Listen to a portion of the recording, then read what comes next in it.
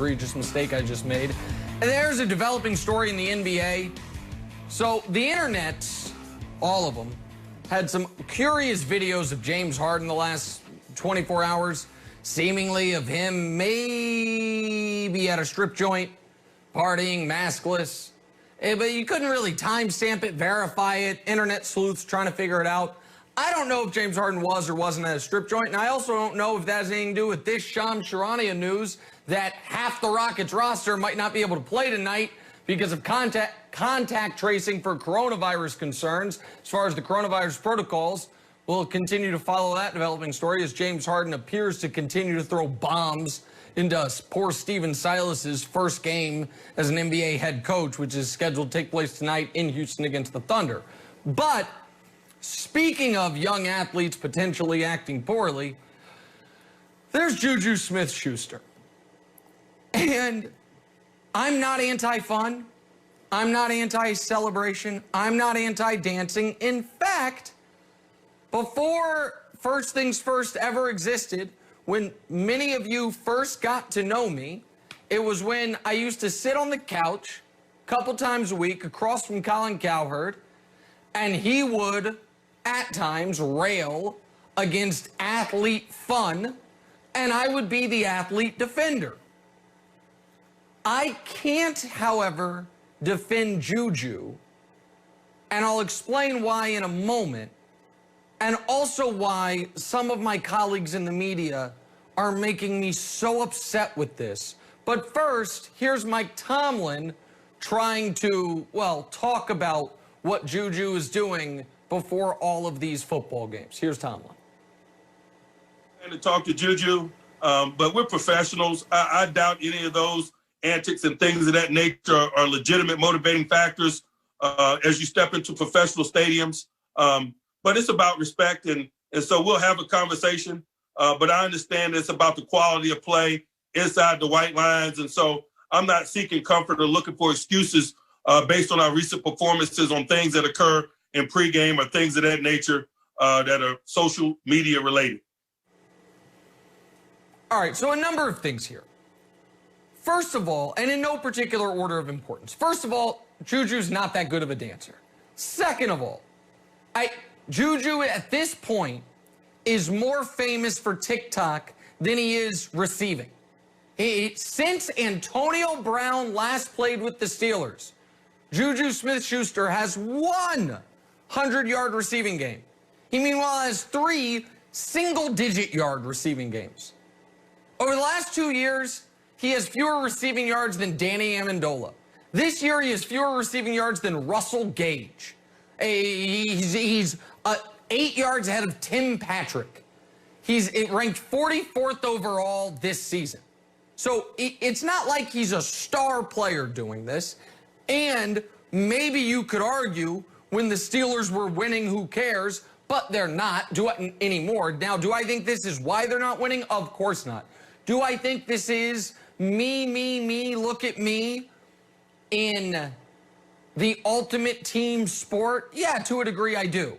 Do I think this is different than the whole team going on the opposing team's logo as almost a show of force and intimidation? Of course. Do I think JuJu is failing to remember the best advice LeBron James ever gave other athletes, which is keep the main thing the main thing? I do. And by that, LeBron means, and I don't think LeBron came up with it, he's just the first person I heard say it, which is the reason we're famous, the reason we get to be in movies, the reason we get these endorsement deals is because we're great at our sport. So I got to always keep in mind, I got to stay great at the sport or the other stuff goes away. And JuJu hasn't been great at the sport compared to his contemporaries in a couple years now. But I'm not that mad at JuJu. I think it's stupid, and I think it's unnecessary, and I think it's totally different than there's a touchdown celebrating or other stuff you could do pregame that isn't by yourself on the other team's logo on your TikTok feed. I don't think it's the biggest deal in the world, but I think it's unnecessary and poor form, especially when the team is struggling the way it is right now. But that doesn't really bother me that much.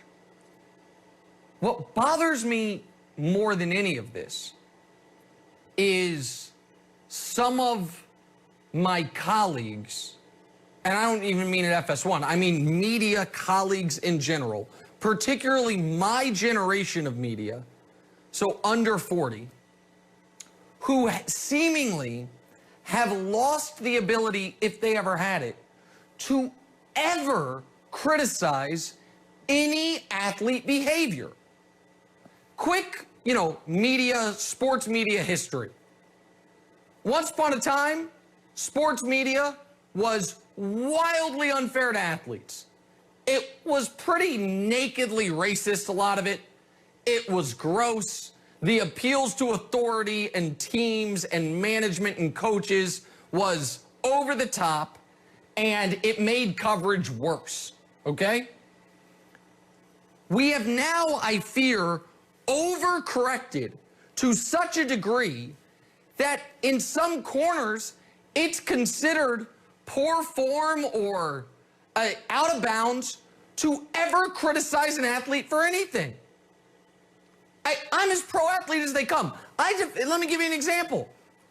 Remember when Odell was in the hotel room with the IG model in Paris, maybe, possibly, who knows, with a little bit of drugs on the bed?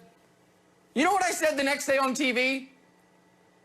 Yeah, that's probably why he practiced as hard as he did. So one day he can be rich and famous enough to, in the offseason, go to a foreign country with a seemingly somewhat random, beautiful stranger and see how the night unfolds. His business, his time. I'm not a guy that's like, why aren't you crunching film? Why aren't you just practicing 24 hours a day? It's unrealistic.